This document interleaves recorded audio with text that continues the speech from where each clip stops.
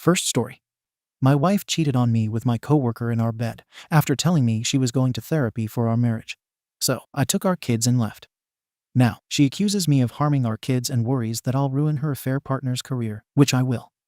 But what hurts me the most is that she doesn't give an SHT about our relationship being over. Long post. There is a lot to tell, but I got to let this one out as it played out in my head. I 37M and my wife Cass 32F were married in 2018. We met a few years before that through business because we are in the same industry. I love her more than everything. The reason I married her was because I had major turmoil in my life, and she stuck with me. We had a small break before we got back together. When we started talking again, I found out my father was indicted in a cold case murder. He was going to jail. The terrible part is that my father had custody of my nephew L 4 months. At this time, I was the only family member able to take him on because my brother was currently in jail. Through this, she said we would do this together. I knew I wanted to marry her right then. My wife was told she was more than likely not going to be able to have kids, but I wanted to marry her anyway because of how much I loved her. I always wanted to be a dad, but was willing to sacrifice that because of how much I loved her. During this terrible time, I wanted something solid. We were best friends and have made it through so much. I felt like we could tackle the world together. I asked her to marry me on a weekend, and then we found out she was miraculously pregnant the following week. We went from talking again to a family in no time. Looking back, I wanted to have a long engagement to make sure we worked through any issues from our break, but instead we were thrown right in. We were married in 2018, and everything was great.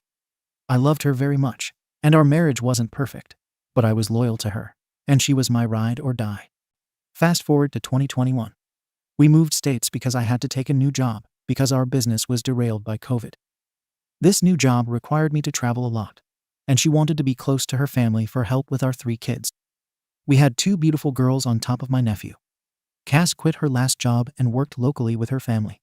She hated being home because her family was full of constant judgment and asking. When help was needed from them, it was like pulling teeth. It honestly pulled us down and reminded her why she left the first time. Her old employer asked for her back. But this job was 4 hours away, and without really discussing it extensively like a couple should, it required her to be gone during the week. She was going to work this into a remote position, but as she started the job, she started to like being away. She left me to take care of the kids, and I love them, but it was hard. I felt abandoned. I still traveled 2 days a week and had to rely on and deal with her family. Not to mention all of the duties of taking care of 3 kids. She would come home on weekends, and it would be fight after fight. I wanted and needed help, but when she came home, she would hardly want to hang out with us, but instead go out with her brother and friends. All I wanted was help. The business we are in is primarily male.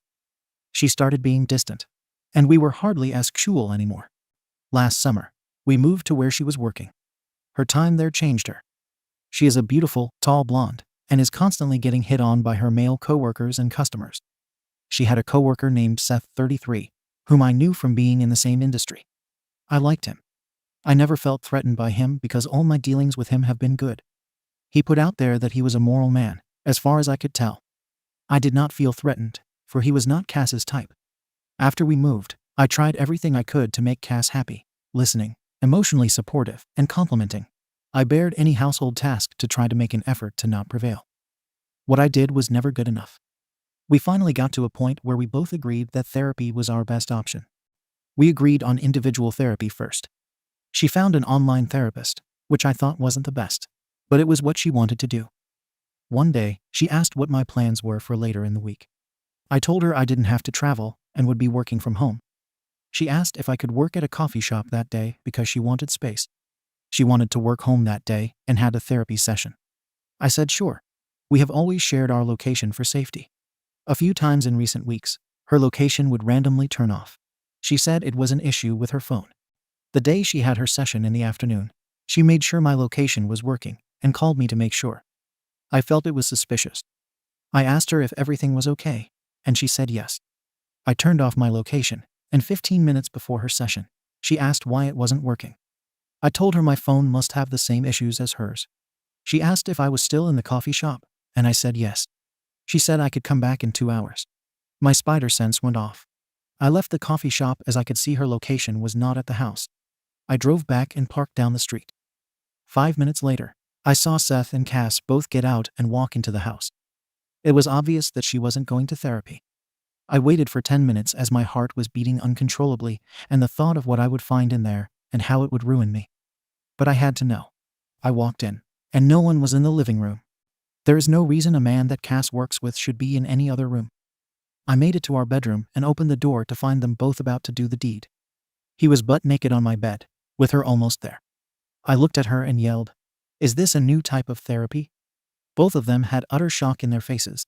She ran after me, trying to say it wasn't what it looked like. I broke down. I didn't cry, but my body and mind took over, and my world was turned upside down. Seth exited as quick as he could as Cass made sure she was between us. I tried to leave, but Cass was physically blocking me. I'm traditional in the sense that I would never physically hurt a woman. But a relentless version of Cass came out. All I wanted to do was leave. I was a former defensive lineman and used my old moves to evade her without having to get physical. Once I got to my car, she blocked me from leaving. In order to leave, I had to trick her into thinking I wanted to talk. But I sprinted to the car and took off. I think she broke a nail trying to grab the door handle as I was speeding away. I'm flushed with anxiety. I don't understand how she could have done this. All I did was try to make her happy. The picture of that man naked on my bed is haunting me after he tries so hard to come off as a good man. I still have to process this. Update. I would like to thank Reddit and the community. Everyone here has been so supportive, and I've given great advice. While I was driving away, I probably should have pulled over at some point because I was hyperventilating and couldn't get my heart rate down. However, the first thing I thought of were my kids. I immediately drove to their school and picked them up. At this point, I was getting bombarded with calls and text messages from her. I decided to block her. My only thought of the situation was, where are my kids, and are they going to be okay? Even with what I just saw, I was still thinking about what was best for them. Under my supervision and control, I could make sure that they were okay. I needed them now more than her, and she could spend the weekend by herself, wallowing in what she had done. Once I got the kids, I drove to a family member 2 hours away. This happened on a Friday, and I was able to take a weekend and have time with just me and my kids. During this drive, I started to get calls from her mother, and she was our mediator. The only thing I told her to say was that the kids were safe. I told her not to share anything else about our situation or where we were going. It was Cass's choice to break up the family, and I felt she didn't warrant that information. The mother-in-law agreed and told Cass that the kids were safe. I was emotionally dead inside. The only thing that brought out positivity were the kids. We did a bunch of activities over the weekend and had a great time together. They wondered where their mom was. I told them that this was a weekend for Daddy to spend time with them.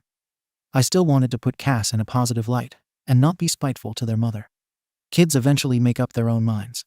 I found out later that she was worried because of the emotional state that I was in, and that it would somehow hurt the kids. It goes to show how much she really doesn't know me anymore, because I would never do anything like that. I started to see some of the dialogue that she was putting out there in order to sway certain opinions. To add context, though I loved her very much and wanted to make her happy, she had narcissistic qualities about her. When I was sick, she would have been more sick. I had a problem. Her problem had to be bigger. Cass decided to adopt my nephew with me, but I believe that this was a tactic to lock me down. At that point in my life, I was very successful and had a lot of good qualities that I believe someone else would want to find. During our break, she realized this and saw it as an opportunity. Due to my upbringing, I have some insecurities about myself. But from what other people have said, they think that I am a good person and always try to make everything better. That's always who I try to be. I'm not trying to say I'm perfect or that I didn't have my problems or issues. I most certainly did. But I always tried to make everyone and everything better. My nephew became a problem for her. Since we jumped into being a family after finding out that she was pregnant and adopting him at the same time, I believe she had some animosity because some of her life was stolen from her. Their relationship was always rocky. He was never right in anything that he did. I think that he has some underlying issues now because of their relationship. I was constantly having to defend him for just being a kid. He did have some issues that I do believe were valid, and we got him the appropriate care. When you get a kid into the mental health system, it's always slow and rocky because everything is trial and error for kids so young. I did my best to see all sides of the situation, but it didn't matter, and I was usually stuck in the middle. To give you an update on Seth, he is married and has a few kids. He does work in the industry. I am not sure what I'm going to do yet. I still can't help but think of the person that he put off and find him in my bed like that. I do know that he has blocked me on all social media, so I'm assuming that he's doing damage control to make sure that his wife doesn't find out. However, after 10 minutes in the car before I walked in, I found out a way to contact her for a worst-case scenario. The power of completely ruining somebody scares me. But if that's the right thing to do, then that's what I will do. Ruining somebody has its advantages and disadvantages, but seeing him potentially get away with this is also going to be tough to do. I would also like to let everyone know that, for my own benefit and to protect myself, I did record the whole situation on my phone. I have watched it numerous times, and I know that's not the right thing to do, but I'd rather have all the pain right now than linger later. I have unblocked my wife and have had very limited contact, as I told her I don't really want to talk this way. I let her talk to the kids on the phone so she could let them know that they were missed. I'm planning on having a face-to-face meeting with her and writing down everything that I have an issue with and letting her know that. A lot of you were saying just take it to a lawyer, and I think that is ultimately what's going to happen. However, I believe this one-on-one is going to give me closure and a direction moving forward. The other piece of advice that a lot of you have given is to get a paternity test on my kids. I can say with the utmost certainty that these are my children. They look just like me. The timelines check out. We have the same birthmark between the three of us, and the color of our hair isn't something that could be questioned. In the beginning, I truly believed that she did love me or loved the idea of me. I don't believe that she would have screwed that up. But just for all of our sakes, I still might do the test to leave no stone unturned. Some of my close friends who have given me great advice in the past have told me that I'm doing the right thing by not acting rash. With the video, I could totally ruin her and Seth. But what would I do to my kids? Regardless, I am going to be able to put some stipulations on how we move forward, one way or another. And I'm trying to figure out what those are. I'm not trying to get back with her. I'm trying to find the best way to move forward for our kids. I will post another update following this conversation. Update 2. I'd like to thank the Reddit community again for the additional advice they've given me on top of what they gave me after my first update. I'm going to use some of this. I have many people calling me simp because I didn't react emotionally. But I always found the best revenge to be methodical and with a lot of thought. I finally had a sit down with Cass. Both she and Seth have gone into defense, trying to protect themselves as much as they possibly can. I have the upper hand and also know exactly what I'm going to do. First off, I did an at-home paternity test. Both of the children are indeed mine. There was some doubt based on what the Reddit community was saying, but I got the truth. When I arrived at the house, the first thing that Cass wanted to do was give me a hug. I denied her. She doesn't get to keep playing on my emotions anymore. I honestly felt nothing as she began to cry. I wanted the upper hand in a conversation, so I let her go first. She began by telling me how sorry she was, and how she couldn't get an image of my face when I walked in on her with Seth. She said she had time to reflect on all of the good things I did recently and realized that she was going in a different direction in her head, no matter what I did. The situation has made her realize what she did by having me as a partner. We haven't been intimate as of late, and she told me that she convinced Seth that this would be a one-time thing to see if she could be intimate with somebody else. She wanted to make sure that it wasn't just her and her emotional state that explained why she couldn't be emotionally and physically intimate with me. I didn't believe this for 1 second. She knew I had the video and asked me what I was going to do with it. With us being in the same industry, there were a lot of implications that could happen. It would ruin their reputations. There, I realized what she was saying earlier was a ploy. Cass's having those narcissistic tendencies made me realize that's what she was worried about the whole time. And so goes my plan. I relayed to her that I don't believe her, and actions speak louder than words. Her asking what I was going to do with the video told me what she was really worried about. She asked me not to implicate Seth in his job because he had a family. It was her decision, and she convinced him to bring him over and test to see if she could be intimate again, which is complete BS. I said the moral man he is, he should have known better. I understand what it's like to have a relationship with somebody at work, but there are lines you don't cross. He was in that bed too. I was pissed and realized how little of a priority I was again. With my kids and my mind, I need to make sure that I'm taking the correct steps to protect myself and them. I told her immediately that Seth needed to find another job. With our industry being very small, he should be able to find one very easily due to the experience that you need. If he doesn't do this, this video is going to go to his work and to his wife. She deserves to know. She said she couldn't ask him to do that. I told her that this decision was both of yours, and how am I supposed to just let everything go without consequences? The world doesn't work like that. She said that she and Seth are not on speaking terms because of what happened. He blames her for what happened. I told her you'd see him at work. I'm sure you can pull him aside. Not my problem. I then began to tell her that she needed to go find a place immediately. She said she had no place to go. I said it was not my problem. I would take the kids to my other family members, but their school is close, and I can't take them that far. There's no immediate family where we live. I told her that I had the upper hand due to the evidence. Why would I be the one that would be forced to leave, as well as Seth getting to keep his job and his marriage intact? I did nothing wrong. I didn't deserve this. She said she didn't know what to do. I said that's not my problem. I explained that her narcissistic tendencies affected me mentally and emotionally through our relationship. She needs to hear it because narcissistic people think they never do anything wrong. She needed to hear everything I had to say in order to become a better person and mother to our kids. But that's the extent of our relationship moving forward. I told her I wasn't your friend anymore and not to bother me with any of her BS. In the past, she knew I was a problem solver and would use her problems to try to gaslight me. I asked her to leave after, but she had no response. I plan to let Seth's wife know, and I want Seth gone from the company first. In order not to affect my kids too much, I don't want Cass's job to be in jeopardy. However, if they don't do what I want, then that's their choice, and they know the consequence. I have contacted a lawyer. We meet in the middle of the week. He will have it all in front of him later. Even things from the past from our relationship. There will be another follow-up as things progress. Second story. My stalker is making my life a misery. He got me evicted, made me lose my job, any social life, and threatened to end me. Police still said they couldn't do anything as he did nothing wrong, and now he broke into my house, so I shot him. For the past 6 months, I have been relentlessly stalked and have had threats against my life made by someone I dated for a month.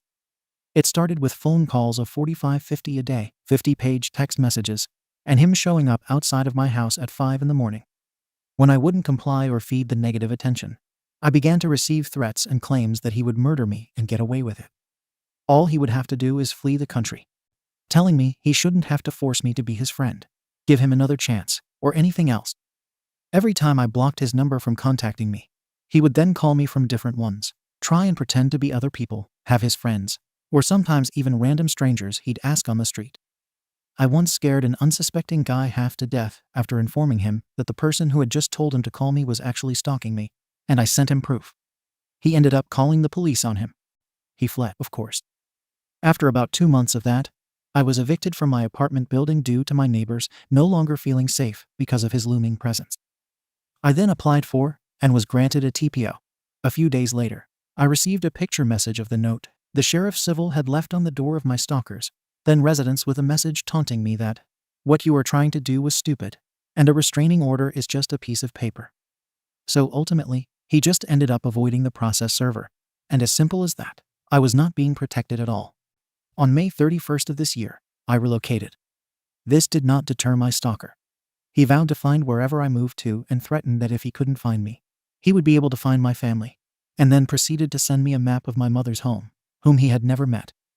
I received a message from a woman claiming to be my former landlord, letting me know that I owed a balance on my account, and that to avoid late fees, I needed to pay the amount, which I could do with the link provided in the message. It turns out it was my stalker pretending to be a woman, and the link turned out to be a tool used to grab the user's IP address when they clicked the link. Upon this discovery, I changed my phone number and began to systematically dismantle any trace of an online presence I once had. This action only seemed to anger him, and before deleting the profiles outright, I would attempt to block him from contacting me. Each and every time I blocked one, he simply created a new one and proceeded to contact me as if nothing had happened. 12 different Reddit accounts, 9 different Tumblrs, 10 different Instagram accounts, 3 Meetup accounts, 4 Facebook accounts with which he changed his location to that of my hometown, and proceeded to add nearly everyone from my graduating class in high school, and even 3 Duolingo accounts and MySpace. Yes, MySpace. I then received an empty package from him addressed to my former residence with a declaration. Address correction requested. Do not forward. I'm assuming he thought that the post office would adhere to his requests and return the package to him with my new corrected address on it. In mid-July, he created a profile using my photos and likeness to threaten my family. When I didn't respond, he proceeded to post semi-naked pictures of me on the profile in an attempt to blackmail me into speaking with him. I did not, and I contacted Twitter to report the account and have it removed, which they eventually did. On August 21, 2014, I awoke around 8 p.m. to the vigorous knocking and ringing of my doorbell. I looked out my window to see who it was, and I was horrified to see my stalker there. I called the police, and of course he fled once again. Over 7 separate police reports were filed. This incident was followed by threatening emails from my stalker demanding that I meet him somewhere, or because he had found me that next time I would wake up to gunshots, and that if I didn't, he would first taser you and rope you in the arse using your boyfriend's blood as lube. This past Sunday night, I woke up at 6:45 to the ringing and banging again. I proceeded to record him on video while I was on the phone with the police. He fled on foot once again, and I was hit with the same hoopla from law enforcement. Well, we can't really do much because technically, at this point, he's not doing anything wrong. Then why does he flee, I wonder? I obtained a TPO again, but I have no solid address for this dangerous person, which is why I am in dire need of a private investigator to assist with finding said residence, so this person can be served. I hope you might be able to refer me to someone who might be able to assist me. I've developed insomnia, depression, anxiety, and paranoia. I am completely isolated. I am 22 years old, and I have no social life anymore. I have 0 friends. I've become a shell of my former self. I've faced eviction and lost a job because of this man's behavior, and I don't know how much longer I can survive. There's actually so much more filler SHT that he has done to terrorize me. But for the sake of this already lengthy post, I tried to condense it. I have proof in the form of recordings, event diaries, and copies of all of his threats, interactions, and attempts to communicate. And I would be more than willing to email them to show I'm not lying. I am in LV, if that helps at all. TLDR. People overuse the word stalking so much these days that no one takes it seriously anymore. As soon as someone doesn't like someone anymore, they call them a stalker. This isn't staring at your ex's new lover's timeline longer than you healthily should. This is the real scared to sleep at night deal. I have felt the fear before, and it's eating away at me. I need help. Badly. Edit. Whoever has gilded me gold, wow.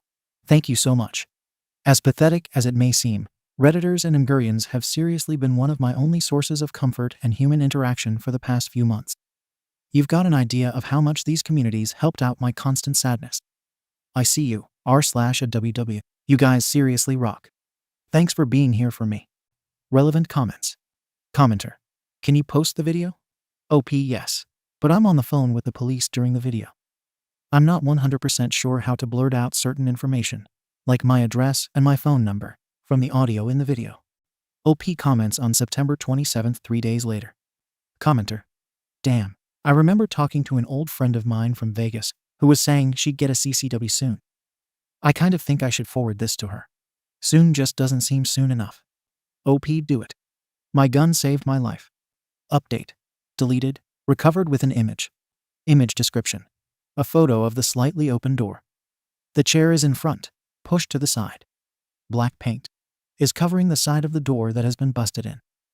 Arrows most likely from crime scene units are stuck to the door, pointing to individual spots. I'm writing this while staring at the mess the police left for me, in a bit of a fog. After 6 months of stalking and threats against my life, my stalker finally snapped and decided to kick my door in and make good on his promise. Out of fear, the past month I had begun sleeping with a chair propped against my front door to give myself a few extra precious seconds in case of emergency. I shudder to think how differently things might have turned out had I not barricaded the door. I awoke around 1:15 am to the sound of the door giving way after one kick, followed by the sounds of my stalker struggling to dislodge the chair while forcing his way inside.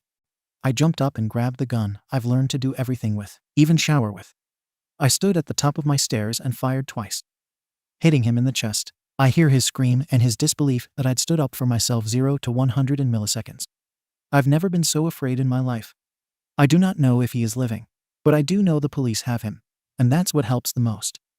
After months of him evading the police, I began to question whether he was unstoppable, untraceable. Houdini, he would murder me and get away with it. As of now, I'm in a haze of guilt, surprise, relief, and disbelief. I shook as the canines dragged him out of his hiding place under a bush. I survived, where so many people do not. Holy SHT, I survived. Edit. The outpouring of support is wild. I can't thank you guys enough. Everyone can be a critic, and the fact still remains. You never know what you will do in a situation until it is presented to you. Those who believe there are other things to be done have never had someone tell you that you no longer deserve to draw breath and mean it. And for the should have fired a warning shot, folks. There are no warning shots. A gun is a deadly force. You only pull that trigger if you are in fear for your life, and all other methods of deterrence are gone. When he kicked my door in, there was no longer a deterrent preventing harm. Warning shots are dangerous and could hurt the unintended. This is not a Wild West movie. That's what responsible gun ownership is. I'll update once things have calmed down a bit, I promise. I'll write back to everyone. And after being isolated for so long, anyone who wants to be friends, I am always accepting of those. Update on the case in 2020. Article text copied below 6 years later. Editor's note. This is 6 years after the original events, but it is the same man. He did this to a different woman in 2019 while on parole. They refer to OP as the former girlfriend in Las Vegas, even though she only went on 2 dates with him. Reno, Nevada. AITA, Nevada man has been sentenced to 15 years in prison after pleading guilty to stalking a female acquaintance while on parole for a similar crime that happened in Las Vegas. The Washoe County District Attorney's Office in Reno announced the sentence for 28-year-old Douglas Eugene Jackson on Friday. Jackson was arrested in Florence, Arizona, in January and pleaded guilty to the aggravated stalking charge in July. According to prosecutors, an investigation by the Sparks Police Department determined Jackson had sent numerous threatening text messages to a woman over several months in 2019. The texts included threats against the woman's dog and property. He also called the woman's family and friends in an effort to get information about her. At the time of the threats, Jackson was on parole for stalking a former girlfriend in Las Vegas. That woman ended up shooting him at her home. Editor's note. This was OP in 2014. He served about 5 years in prison after OP shot him, per the offsearch.doc.nv.gov/website. If you search his name, his details come up. According to the district attorney's office, prosecutor Travis Lucia sought a maximum sentence because of the terrifying nature of Jackson's conduct, which came after only a month on parole for the previous crime. Jackson was living in Washoe County at the time of the threats, but had no steady address. In 2023, a woman on TikTok claimed to be the OP from 2014. There was an article written about that here, text copied below. 9 years later, Deja Washington was 22 years old when she agreed to go on a date with a man. After the second date, she decided she wasn't really feeling it and told him. In a post to TikTok, she has since revealed how just 3 weeks of knowing the man turned into her being stalked for a whopping 7 months. In a video uploaded to her TikTok account IDOWorkHereLady, Washington says she had a lot of other stuff going on at the time and explained this to her date, who said it was okay. Washington walked away from the connection, thinking everything was fine. But a month and a half later, the date had very much changed his tune. TikTok/IDOWorkHereLady. Washington's date later decided that everything was not fine and began messaging her hundreds of times a day. He argued he was a good man and deserved a chance. At first, I blew it off, and I was kind of annoyed. I was like, who do you think you are? But then it started to get really scary really quickly. He started sending me pictures of the outside of my house, telling me that he was planning a raid. TikTok/IDOWorkHereLady. Washington received messages and calls from the man for over a month and started filing police reports. The man took pictures of her doing so and of her talking to the police. Washington explains that he would even talk to strangers and her neighbors, so she couldn't trust anybody. She eventually had to move out of her apartment because a restraining order truly is just a piece of paper, left unable to sleep because he would threaten he was outside and was planning to break in. TikTok/IDOWorkHereLady. Washington claims she went to the police 5-10 times and filed like 10 police reports, but says she was told there wasn't anything they could do as he hadn't hurt her. She eventually moved house, but her stalker, who posed as her former landlord, used packages and social media to try to track her down. The man threatened to kill her and said he knew he was going to get away with it because he was a white man and she was a black woman. Washington was later assigned a detective to her case, but the first time she met him, she says he revealed he'd met her stalker, who seemed like a nice guy and suggested it could be a misunderstanding. I knew in that moment this man was going to kill me, and he was going to get away with it. TikTok/IDOWorkHereLady. Washington's stalker changed phone numbers and even used Duolingo to try to contact her. And it was when Washington registered to vote that he finally found her address. she resolved to buy a firearm, despite being very anti-gun, after her parents were shot when she was younger. The man kept demanding they meet, threatening if Washington didn't, he would grate her and use her blood as lube, and frequently turned up at her door, dodging police. But suddenly, he went completely quiet. TikTok/you day shit is it. In September, he came for her, kicking her door in. Washington said, "I remember just grabbing my firearm off the table, and I wasn't angry. I wasn't upset. I had just made the decision that it was either him or me, and I chose me. And I shot him." The police later found Washington's stalker. His injuries left him unable to run, and he was sentenced to jail. Washington went on to work at a gun range and took part in Refuse to be a victim courses to help other women feel empowered to protect themselves. She now works at a big tech company and never takes any moment of life for granted. Washington's stalker, Douglas Eugene Jackson, was sentenced to 15 years in prison in 2020.